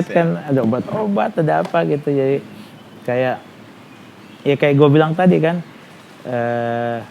kayak akhirnya menurut gue yang gue suka dengar kalau gue bepergian itu podcast, karena dengerin orang ngomong aja gitu, kayak nggak ada ini kan, nggak ada flashback kan. Iya, nggak ada ikatan ke masa lalu. Iya, nggak ada ikatan, jadi enak aja gitu. Makanya pas podcast gue alam lagi tuh, gila ya sekarang jadi ada podcast, kayak mimpi gue tuh kewujud gitu. Kewujud gitu kayak audio tuh segini aja keperluan gua gitu, cuman buat nemenin gua nyetir gitu. Kan gua mah kalau pergi-pergi, kalau keluar kota terutama ke pantai kemana, gua harus nyetir sendiri. Sendiri. Makanya di rumah gua tuh ada mobil ayah, ada mobil keluarga. Yang gua pakai tuh mobil ayah, jadi harus ayah yang setir. Karena ya kalau yang lain menurut gue itu kendaraan bukan mobil. Mobil gue cuma satu, ya mobil yang gue suka itu, yang gue harus nyetir sendiri. Yang lain kendaraan. Pasti gue tidur kalau di kendaraan. Kalau di mobil enggak, dia nyetir. Makanya gue suka mobil-mobil lama kan. Mobil lama kenapa? Karena dia nggak bisa nyetel Spotify. Digital ya. Dan semua manual. Semua manual. Gue mungkin tidak dengerin akhirnya gue cuman dengerin berita-berita gitu di mobil. Sambil jalan di perjalanan gitu ya radio. Iya. Saya ngalamin juga waktu itu jalan ke Trenggalek nyetir sendiri. Enak kan pakai berita? Iya, dengerin radio lokal ngomong Ustadz yang lagi cerita tentang situasi tapi dalam bahasa lokal itu. Iya kan? Jadi kita dapat insight yang seru juga sih dapat itu. Kalau Kang Dendi tadi kan lihat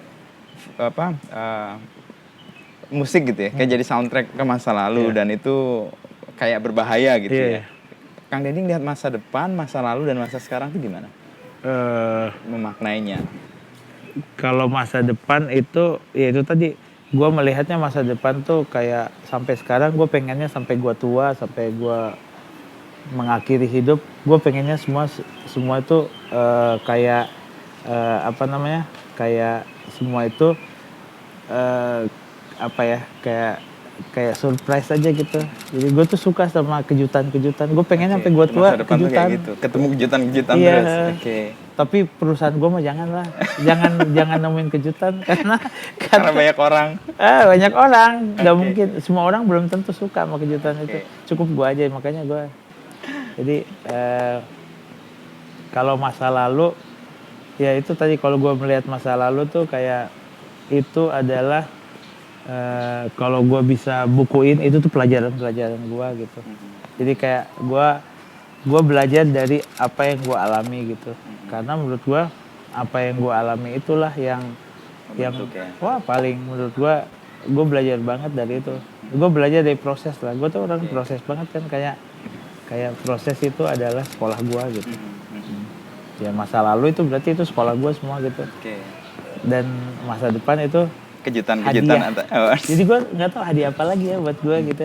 Jadi gue tuh ya kayak hadiah itu nggak mau tahu gitu, karena menurut gue hadiah mah nggak enak kan kalau kado lu udah buka tahu, gitu. Iya. Kayak, ya harus kejutan kayak gitu. GR duluan gitu. Udah, dapat ini. Ternyata enggak. Enggak. Nah gue tuh pengennya masa depan. Gue mau simpen masa depan untuk jadi kejutan aja gitu. Dan proses kesananya kayaknya sudah dilalui di masa lalunya itu ya? Di masa lalunya, iya.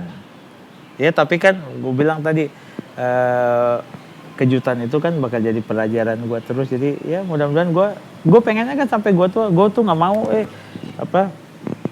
salah satu cita-cita gue juga nggak mau jadi kakek-kakek yang umurnya jadi kakek-kakek yang gitu-gitu aja gitu, yang kayak kakek-kakek yang biasa banyak yang gue lihat gitu.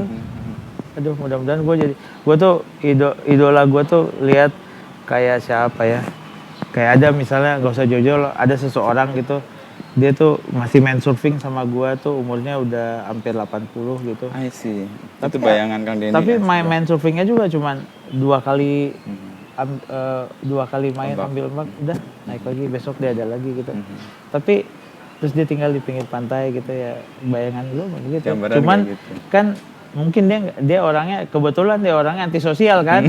Gue mah bukan antisosial, gue sangat sosial banget gitu, kayak harus ketemu orang. Nah, gue harus punya toko yang sangat interest gitu ya.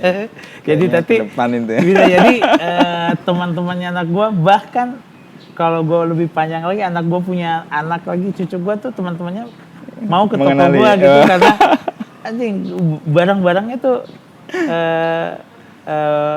mereka interest gitu.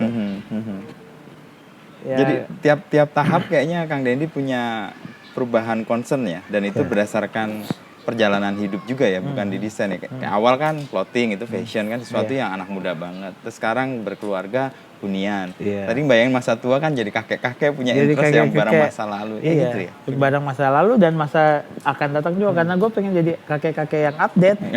Ya kayak gitu, lo bisa beli Tesla di Dende sana. Darman Studio di Batu Bisa, Karas gitu. iya, tapi bisa juga beli Vinil atau vinil atau stereo setnya Brown gitu. Nah, oke. Terus kayak gitu-gitulah, kayak soalnya gue sih nggak tahu ya, mengalami sekarang. Alhamdulillah apa yang gue suka anak gue tuh masih Masuk. masih ya gue juga nggak mau jadi orang gue tua dengan apa yang gue suka, tapi Anak-anak atau anak-anak gue nggak suka sekitar gitu. nggak suka. Mudah-mudahan ya kayak cucu gue, lu punya ini? Iya, emang lu tahu? Ini kakek gua tau. Nah ini aja sekarang ya yang gue kumpulin dari dulu. Malah ada gue benda-benda yang gue beli dari baru, misalnya kayak motor apa gitu yang gue suka gitu, nggak dari baru udah si olinya udah nggak ada gitu. Emang gue gantung buat nanti pas anak-anak udah ini dewasa dia gitu, pas jadi buka kayak tiba-tiba wow. tahu nggak, buka lemari, hah ada ini. Karena menurut gue akan bikin kejutan buat mereka. Itu bagian dari kejutan masa depan mereka itu. Iya, dia dapat dibilang. rekaman vinil pressing pertama dari band-band. Wah, itu kayak harta karun. Tapi kalau mereka lihat value-nya, kalau enggak Gua mudah-mudahan ya salah satu cita-cita gue surprise gitu, anak gue bisa lihat value itu gitu. Oke. Ya mimpi buruk gue anak gue flat sama itu. Padahal apa sih ini yang dibuang gue nggak suka, gue cuma suka game. Gue cuma suka perangkat game.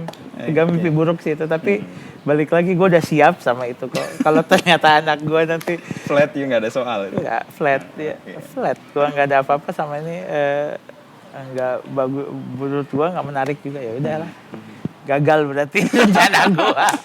Tapi kan kejutan juga itu kan. Kejutan, gagal berarti gue gagal rencananya gitu. Ya, gitu. Saya terkejut nih ngomong soal kejutan terakhir Kang Denny. Lihat ini kan Kang Denny merespon sesuatu yang sudah ada gitu ya, yang existing gitu ya. Iya. Lalu Kang Denny operasikan dengan fungsi yang baru. Ini kan kayak memberi energi baru untuk barang-barang yang lama. Itu concern juga. Iya, sangat, karena menurut gua kayak gini lah, kayak kan ini ada energinya pas dibangun kan. Iya, rumah ketika ini. dibangun, Gua energi mendapatkan rumah ini tuh dalam keadaan udah kayak semak belukar gitu. Kayak rumah spooky yang Wah, sangat menyeramkan lah. Masalahnya dia ada di belakang rumah gua kan, goblok kan, kalau ada hal serem di belakang rumah gua gitu. Iya, Sebenarnya makanya dari dulu gua tuh VR. nyari ini yang punya siapa gitu. Oke. Tapi nggak pernah ada, cuman Nggak ada gara-gara petunjuk. kemarin pas pandemi, taunya gue bikin acara-acara sepeda, terus ada yang naik sepeda itu, salah satu yang tinggal sini. Gue tetangga lu yang mana ini? Gue pengen. Lu tahu yang ininya? Tahu. Dia kos kan sini, kos-kosan dulunya gitu. Makanya bentuknya kayak SD, Ya, ada. SD gitu kan. Nah, makanya Losmen gitu. Losmen bagus juga kan, pas banget. Konsepnya. Desain gue tuh Indonesia banget ya, kearifan lokal ini. Kayak SD Impress kan. Iya. Ada banyak pintu sama kaca. Kayak SD Impress. Gak apa-apa, yang penting kalkulatornya brown.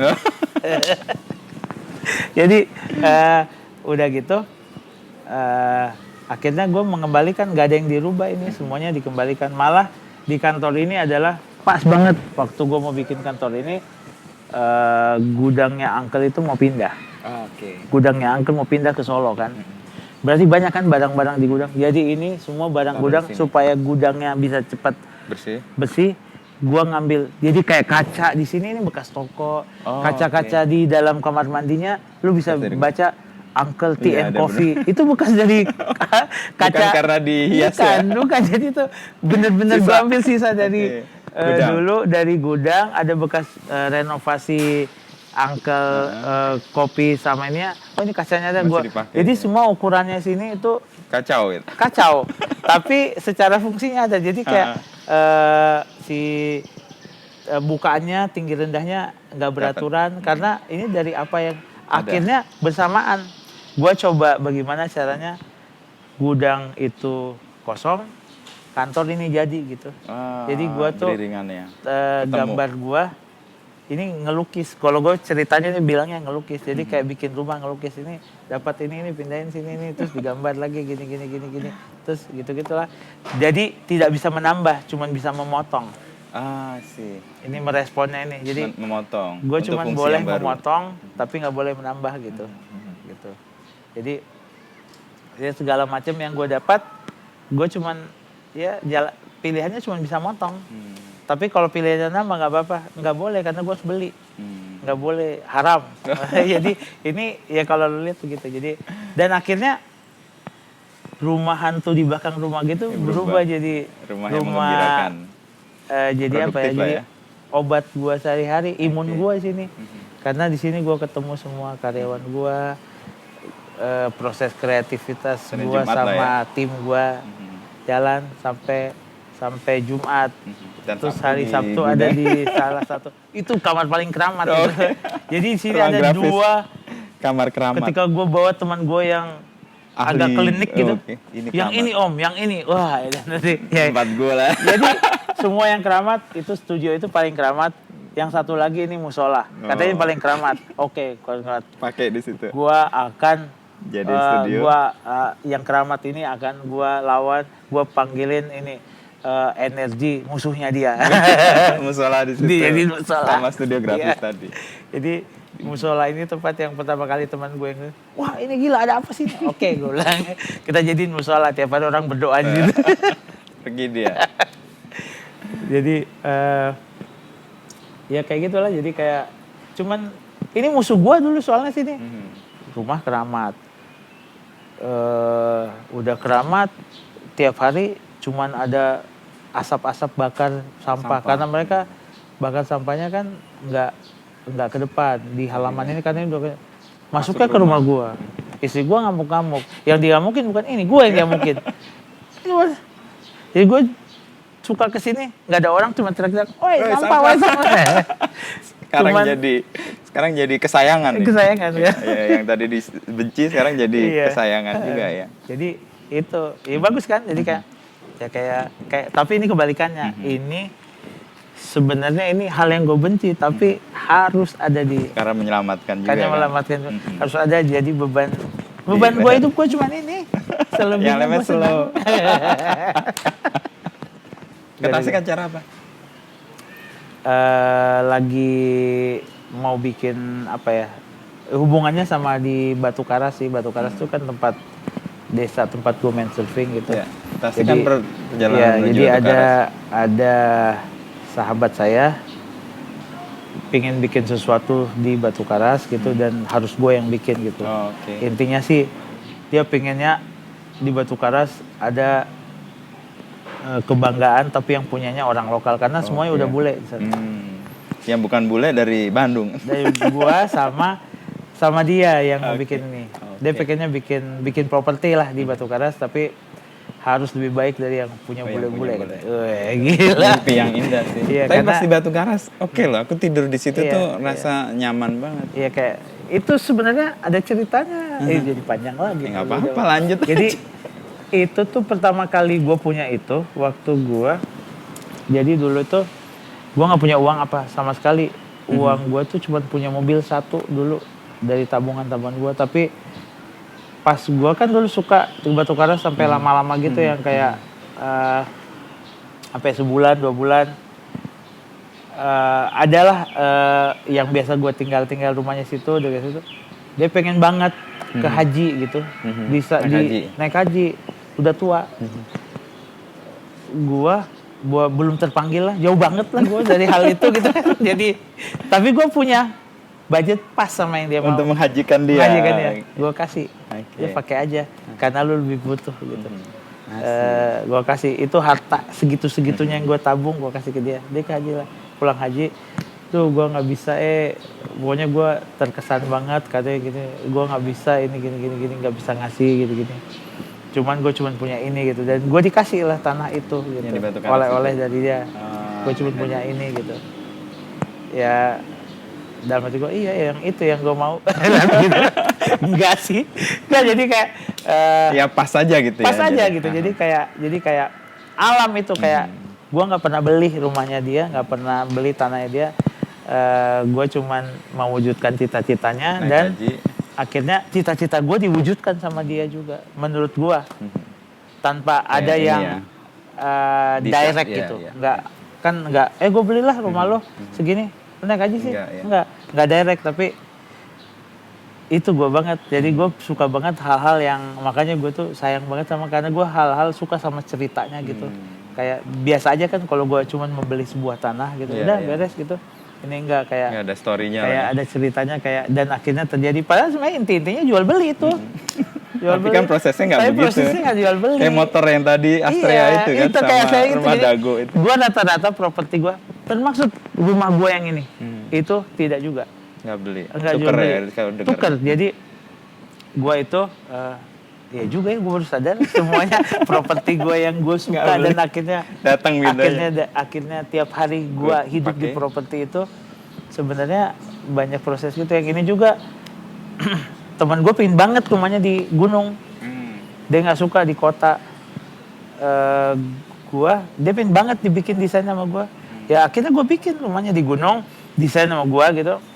Berarti kan sesudah itu jadi tuker aja sama ini. Oh, oke. Awalnya nggak tahu Bapak itu akan tukar? Enggak, Oke. tuker aja kata dia, tuker aja. Awalnya tahu, dia tahu kalau lu bisa bikinin gue di sana, kita Ini tuker. oh, oke. Jadi gue bikin rumah ini, lamanya adalah sama dengan gue bikin rumah. Jadi pas gue bikin rumah sana, adalah gue bikin rumah ini gitu. Jadi ditukar, kayak bener-bener ditukar. Dan dia baru tahu rumahnya ternyata mahal. Nilainya ya. Iya. Ini Dia waktu itu kota cuma lah. punya cita-cita, gue pengen Tinggal di gunung. Mimpinya dia gunung. Oke, kata gue, bikin lah di gunung dia gitu. Rumah gede lah jadi yang dia suka gitu. Terus sekarang dia hampir tiap minggu tuh dia kesini. Kadang-kadang sama anaknya kesini gitu. Oh, nengok. Duduk-duduk aja gitu menikmati. Menurut dia, untungan gue ini ada di lu, gue masih bisa menikmati. Tapi gue bilang, lebih untung lagi gue, lu jualnya segini. Tahu nggak ini di tahun berapa? Tapi kan dia udah mendapatkan mimpinya. Iya, dan gila itu pas itu semua belum terjadi, waktu gue renov ini, ada yang nawar, itu gilanya. Di tengah Ada yang jalan nawar tuh. berkali-kali lipat. Gue tadinya berdua mikir kan, apakah gue bilang ke dia, kan dia kebetulan baru nikah kan, gue sama istri gue, apakah kita tetap jual nih? Soalnya kan gue juga Nilainya tinggi awalnya banget. rumah kan nggak terlalu suka gue karena spooky juga Iya, kan iya, rumah lama. Apakah kita jual terus terus kita kasih kado ke dia, kado perkawinan umroh. Senilai ini gitu. Enggak umroh. Pulang umroh baru kita ngomong, Nilai dapat rumah lu sekian. udah gue jual. Tapi itu nggak jadi pilihan. Nggak jadi, kan? dan pas nggak jadi itu mah Iya. nggak jadi. Adalah selewat, wah gila juga nih. Gede juga. Hari ini gue beli segini, mau dibelinya berkali-kali lipat jauh gitu. Dan yang mau belinya tuh hotel. Terus hotelnya itu mau bikin juga sama gue kan. Dapat Sekalian. project gue juga. Gue kan, oh ini tawarannya bagus banget. Tapi gimana ya, bagaimana kalau kita kasih kado ke dia untuk Nikah. ini abis nikah kalian umroh Umroh. ya. Pas pulang umroh baru kita, aduh rumah tuh kita jual. Itu kan pertemanan jadi nggak langgeng malah Nggak justru. ada. Dan Iya. sekarang gue sih merasakan, oh Iya, itu bener setan-setan lewat aja gitu. Ternyata ini gue rasanya gue jadi efektif gitu. Terus akhirnya kayak teman-teman gue bisa ketemu sini, kantor gue bisa di sini. Yang tadinya kantor gue bercerai-berai, ya. walaupun dekat-dekat ya semua, cuman Tetaplah jalan kan. iya. Sekarang gue tinggal koprol. Situ Ibaratnya gue dari kamar tidur gue ke bawah. koprol ke bawah. Nggak perlu Ruang kerja ya. koprol ya, dalam keadaan koprol, Bener ya? guling Nyampe. nyampe gue di kantor gitu. Koprol dalam arti yang sesungguhnya Iya, ya. guling nyampe gue. Gitu, jadi ya itu tadi. Jadi ternyata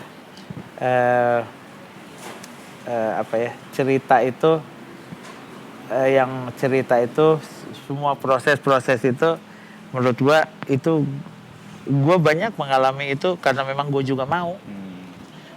Jadi kenapa gue banyak terjadi hal-hal gitu dalam hidup, karena ya gue juga salah, gue pengen juga gitu.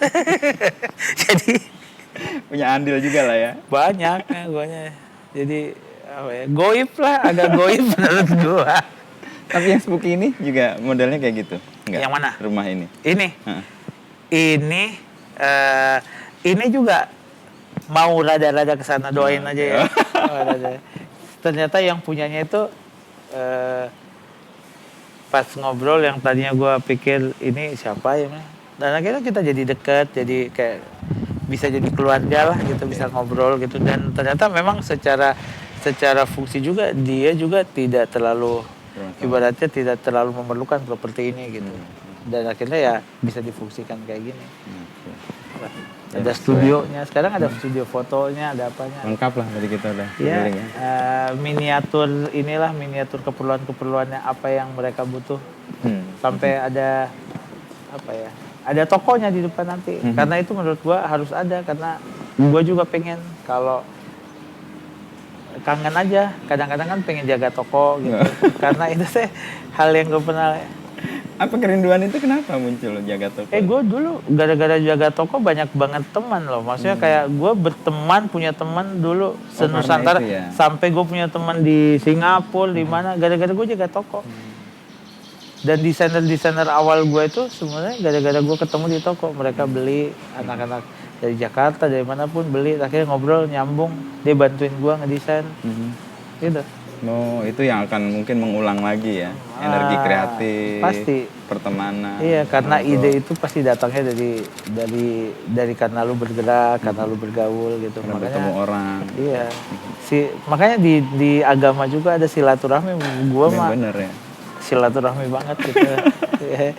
Makanya buat anak-anak sekarang mah gue lihat kayak anak gue apa yang ya mungkin belum waktunya, tapi kasihan juga sih gue kadang-kadang lihat kayak bagaimana ya harus berubah ini, kayak mereka tuh silaturahminya agak kurang. Terus dikasih lagi wabah-wabah kayak gini-gini. Tambah nggak berrelasi ya. Kita bersyukur lah, harus bersyukur. Kita tuh hidup di Era yang kaya. silaturahmi terus, dan masa produk. Gue mah nggak tahu ya. Kalau gue pas masa produktif itu di sekarang gitu. Bisa survive, tapi silaturahminya pasti ikatan emosional kecil banget gitu. Kalau kita combo loh. Oh iya, semuanya dapat. Lo dapat kerjaan, lo dapat uang, finansial bagus, tongkrongan kena, iya, silaturahmi dapat, teman banyak, terus ya dapat semuanya lah. Kalau sekarang nggak, kadang-kadang banyak industri-industri seperti saya gitu sekarang nggak tahu ownernya siapa, ownernya ngapain, mungkin tapi duitnya banyak gitu. Kayak anonim malah ya. Iya, ya dia dapat, tapi satu doang. Kalau kita dapat dua gitu. Silaturahminya. Nah, nanti kita ketemu Kang Dendi lebih lanjut jagain toko di depan tuh. Nah, saya ajak anak saya kasih tahu nenek ini nih. Kalau di depan, kalau toko di depan nanti itu nama tokonya tuh kan Dendi Darman Studio Found Object. Itu Found Object itu kayak gerakan seni zaman-zaman Dadaism gitu. Oke, ya. Ya inilah referensi gue retro gitu lah ya. Jadi di era itu gitu yang urinoir tuh bisa jadi karya seni gitu. Nah di situ nanti toko itu apa aja yang gue suka, makanya toko suka-suka itu apa yang gue suka taruh situ, orang beli syukur, nggak beli nggak apa-apa. Bisa menikmati lah, bagian dari koleksi ya. Bisa dibilang koleksi, bisa dibilang apresiasi yang benda-benda yang teman gue bikin bisa masuk gitu, yang kita kurasiin gitu, jadi kayak gitulah. Ya kayak museum lah jadi. Tapi nggak mungkin, jadi akan ditutup terus karena yang jaga harus gue. Jadi kapan gue ada waktu aja. Paling nggak Sabtu atau Minggu pasti nggak lah, Sabtu ya. Hari biasa ada sih, tapi pas lagi ribut ngurusin itu. Lagi pas lagi pada makan siang, gue kan makannya cepet. Gue kalau makan cepet nggak pernah lambat. Jadi gue cuma butuh 5 menit, 10 menit untuk makan, kelar gue ke situ. Jadi gue bisa punya toko. Jumat jam 12:15 lah. Iya, Sabtu. Gitu. Punya energi baru saya, dapat cerita-cerita yang di tengah ketidakpastian ternyata malah banyak gairahnya ya. Harus dong. Yang Masa harus berhenti dua semuanya? mobil jadi berapa? 20 mobil gitu kan? Seru tuh Iya. dari ke Pangandaran. Ya, thank you Kang Dendi. Siap, Seru ngobrolnya. Nuhun juga udah Aduh, ke saya banyak cekakakan nih ketawa.